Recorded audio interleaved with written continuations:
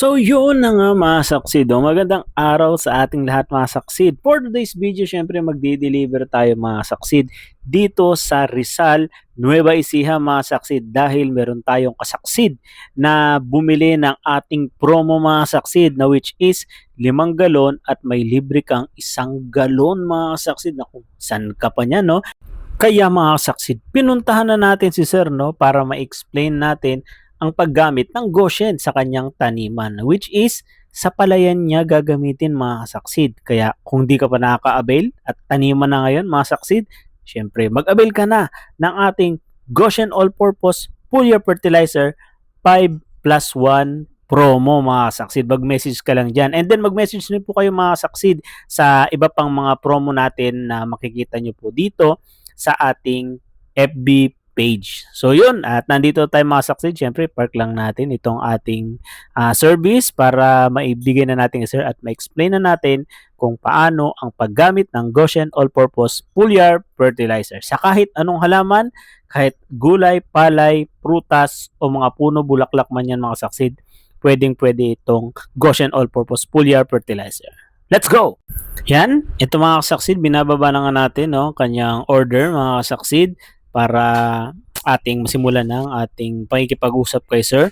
At syempre mga kasaksid, bago po muna yan, no, bago tayo makapag-usap kay sir, please like, comment, and subscribe sa ating channel. No? At please click nyo na rin ang notification bell para lagi po kayong updated sa lahat ng ating mga video mga kasaksid. So yun, let's go! Goshen. Pag-spray nito sa umaga 5 to 9. So kung di kayo busy kung gusto niyo rin naman ng hapon 4 to 6 PM. Opo, ganun din po kasi ako sa pagpapatabay. Okay.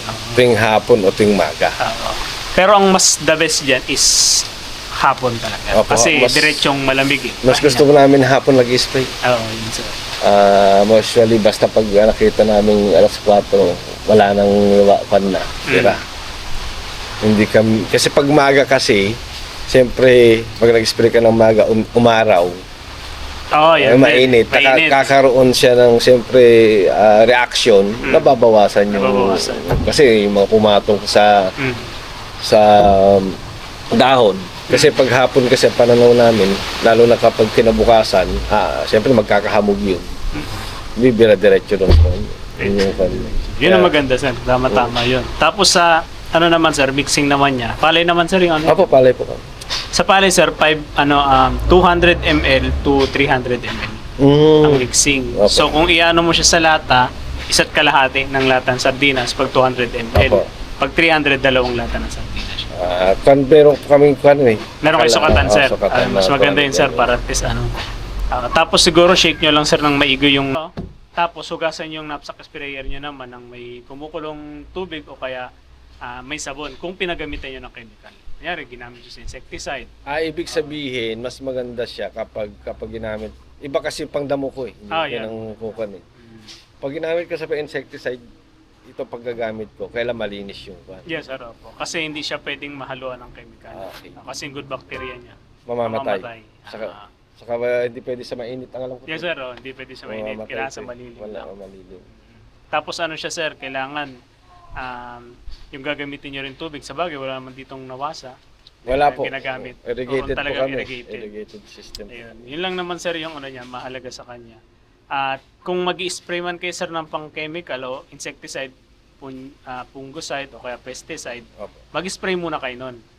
Tapos after 3 days, saka nyo i-spray. Kung marami na, sir. Kung kunyari, hindi mo nyo na makontrol, sobrang dahil, kailangan patayin, mag-spray ko kayo ng chemical. Kumbaga ito, sir, parang ang ginagawa niya, di ba nasaktan ng palay sa chemical na na-spray nyo, siya yung parang nagbibigay ng ano, para mapabilis na gumaling.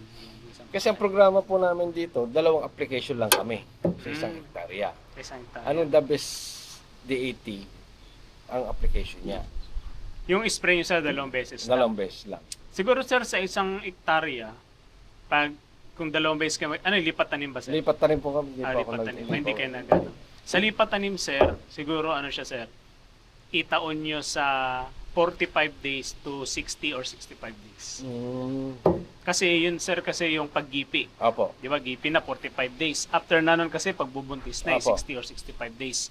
Yun yung magandang anuhan ng ganito, sir, kasi yung kailangan ng palay o ng halaman na nutrition o nutrients, may bibigay. Kasi hanggang, ang programa ko kasi sa top 3 hanggang 40 D80 lang ako. Mm. Siyempre ito na ipabaon namin. Wala na. Pero sir, sa isang hektarya, sir, ilan yung ano niyo, sir, yung parang nagagamit na abon? Ako sir ko kapag tag-araw, average akong 15. Per hectare, sir. 15 per hectare. Talaga, ano, mataas na rin, sir. Nagpi-15 Mataas, talaga ako pag tag-araw. Pero pag ganyan, yung wet season, ganyan. 10 ako ng 10. Kasi Okay. hindi ako nagkukuan Hindi ako i-inbreed. Kahit tag-ulan hybrid. Ay, puro hybrid kayo. Ano yung hybrid nyo ngayon, sir? Long pin 908. Yung bago. Matatangkad yun. Yung 908. Ako yung gulayat na tawag nila. Kumbaga, ay Wala, bagong labas ni, ano? Ni Longpin. Longpin. Panay Longpin ako. Hindi ako Agresid na atang pangalan nyo. siya.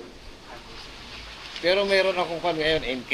Yung kinuha ko sa DA na binigay, ginamit. Ano yung 5NK50? 5070 5070.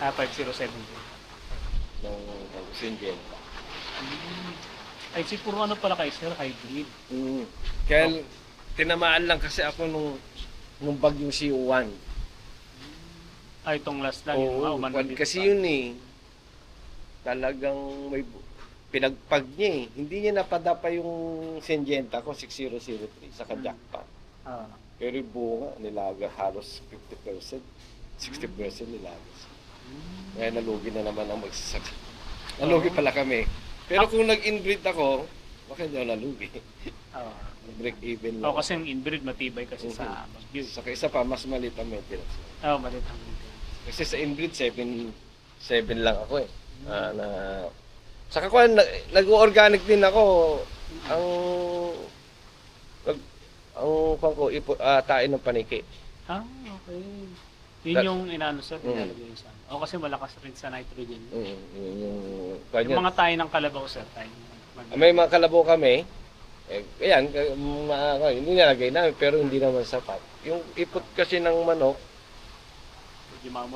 may problem sa area ko kasi halos residential. Kung napansin mo yung tulay na maliit, may maliit tulay na maliit. Yung dinaanan ko. Tapos biglang irrigation. Nakita niyo yung irrigation namin. Tapos, gumanyan yan Gumanyan kayo Hindi po ba? Tapos nandito ni Alphamart. Nandiyan na yung ano. Ito yung mismong bukid. Makikita niyo yan, may bukid dyan na may punla na ako. Kung may bakod dyan. Tapos ito irrigation. Andito naman yung 5 hectares. Ito 1.12. Malawak-lawak ka, sir. Ano nyo? Yan lang yung area ko, wala nang iba. Kaya malapit lang. Tsaka tabi siya, sir, ng mga kabahayan. Apo. Kaya hindi ako pwedeng, mahirap. sa barangay official ako rito nireklamo. Okay, magtigil. Pero maganda. Yung sa bagay, yung tayo naman ng kalabaw, hindi naman gaano kaysa sa manok. Yung ipot kasi ng manok, supplier ako dati noon. Ako nagbabagsak dito hanggang Baguio Kaya lang masyado na.